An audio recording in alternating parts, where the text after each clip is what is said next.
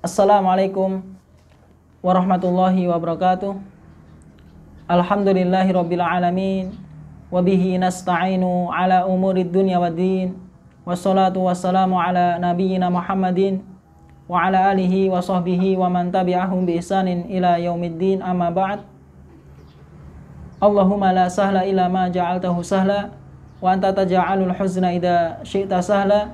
Allahumma la khaira illa khairuk wala tayra illa tayruk wala ilaha ghairuk.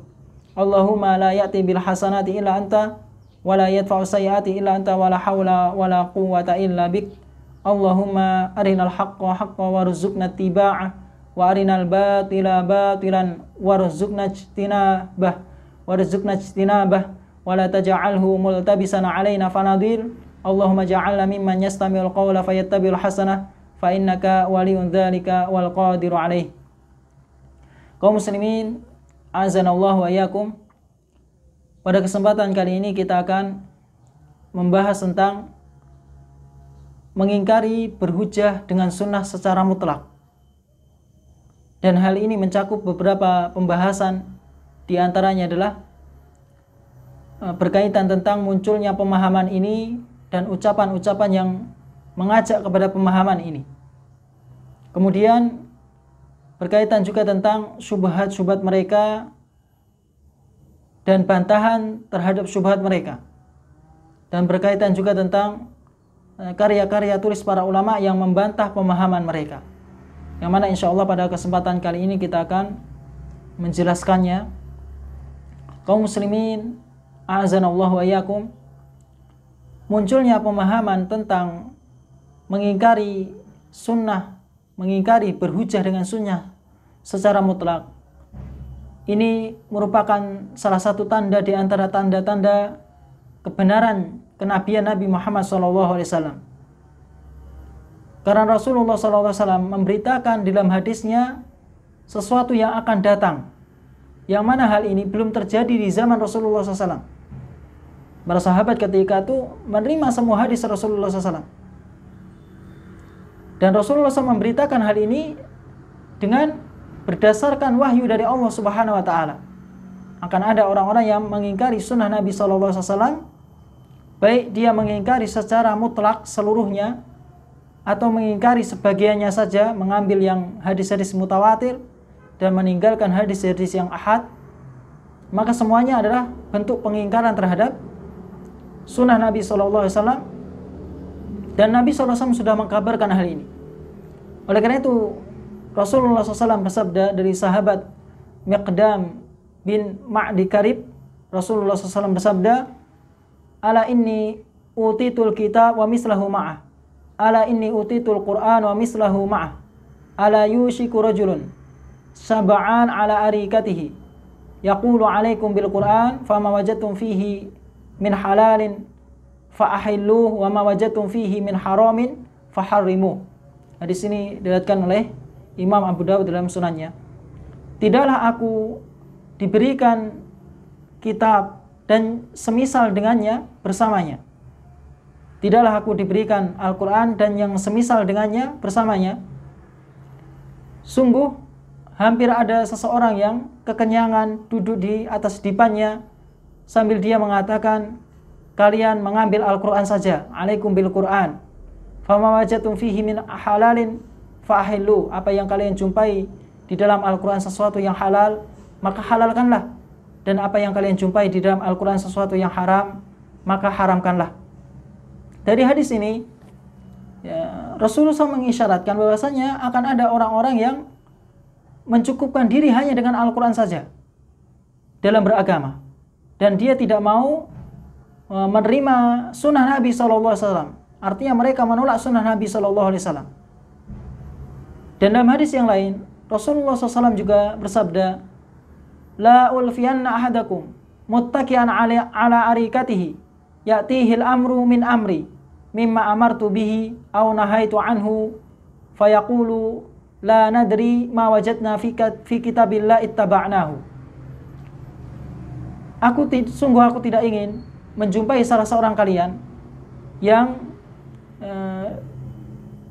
bersandar di atas dipannya kemudian datang perkara dari perkaraku kepadanya, dari apa-apa yang aku perintahkan atau dari apa yang aku larang darinya, kemudian dia mengatakan, kami tidak tahu, la nadri, kami tidak tahu apa yang kami jumpai di dalam Al-Quran, itulah yang kami ikuti.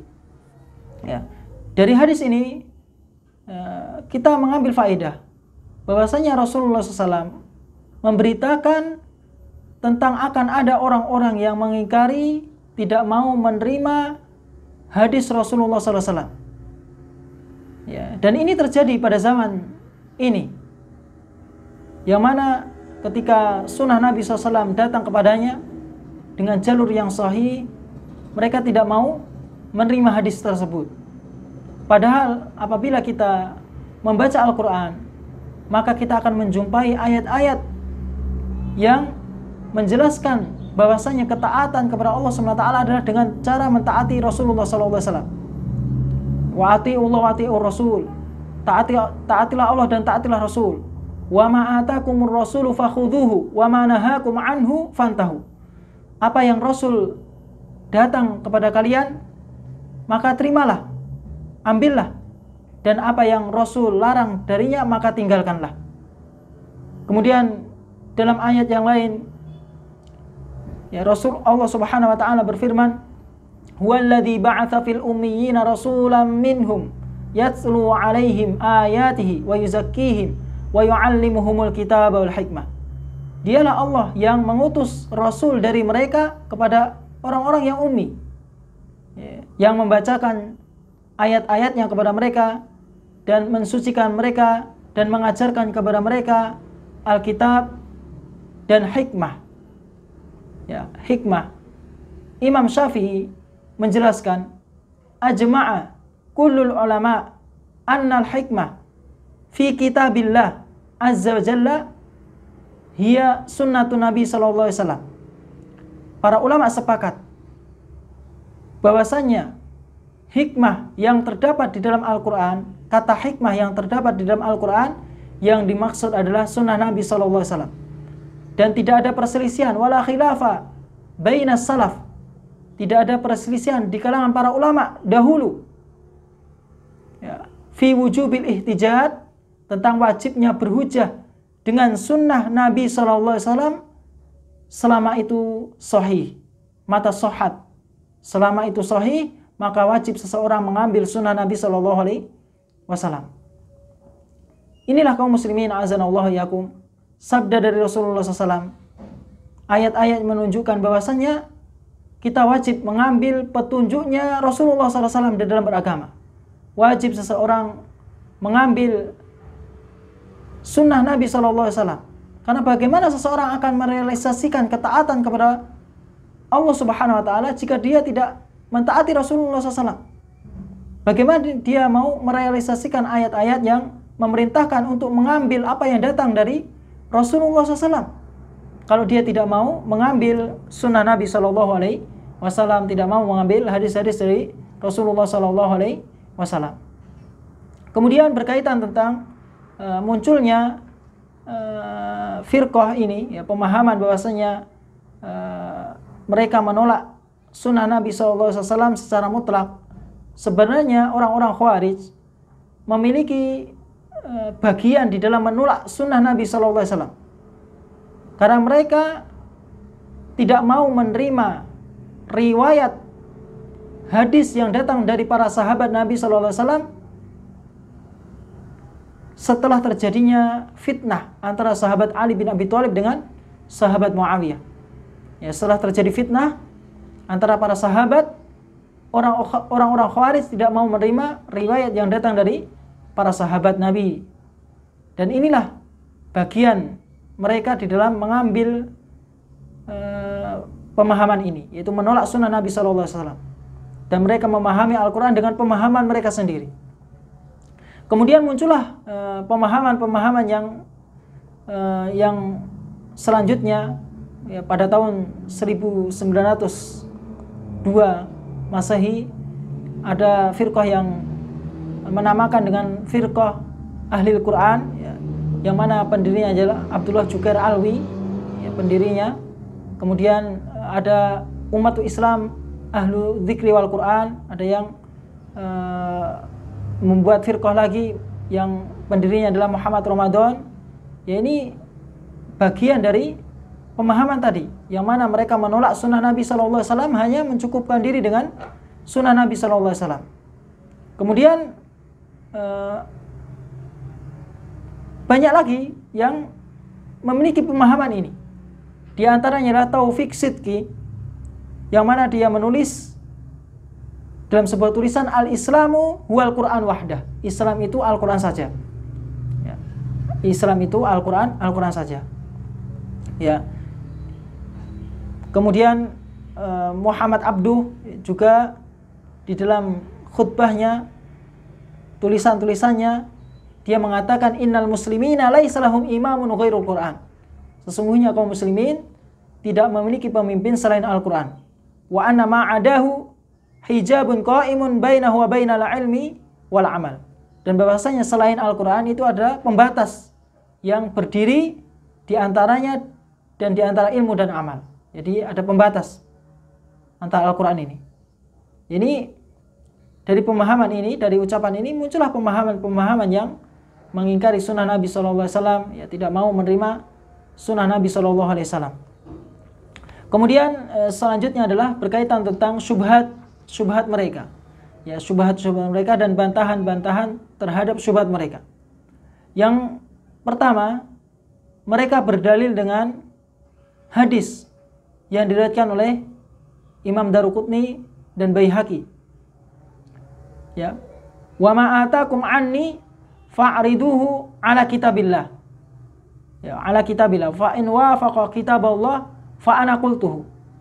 Wa in khalafa kitaballah falam aqulhu. Wa inna ma ana muwafiqun kitaballah wa bihi hadani Allah. Ya, dari sini berbunyi, apa yang dariku datang kepada kalian, wa ma atakum anni, apa yang dariku datang kepada kalian, fa'riduhu 'alal Qur'an, maka hadapkanlah itu bersama Al-Qur'an. Istilahnya dicocokkan dengan Al-Qur'an. Apabila sesuai dengan kitab Allah, maka itulah aku yang katakan. Dan apabila menyelisihi kitab Allah, maka aku tidak mengatakannya. Dan sesungguhnya aku sesuai dengan kitab Allah, dan dengannya lah Allah SWT memberiku petunjuk. Dengannya Allah SWT memberikanku petunjuk. Ya, mereka berdalil dengan ini, ya, bahwasanya hujah itu akan tegak dengan Al-Quran saja.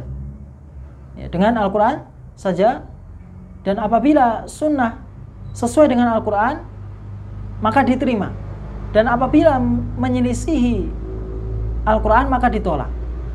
Maka ini perlu kita jelaskan, ya, hubungan sunnah dengan Al-Quran. Yang pertama adalah bahwasanya sunnah Nabi SAW ini sesuai dengan Al-Quranul Karim dari segala sisi, menguatkan hukum-hukum yang terdapat di dalam Al-Quranul Karim.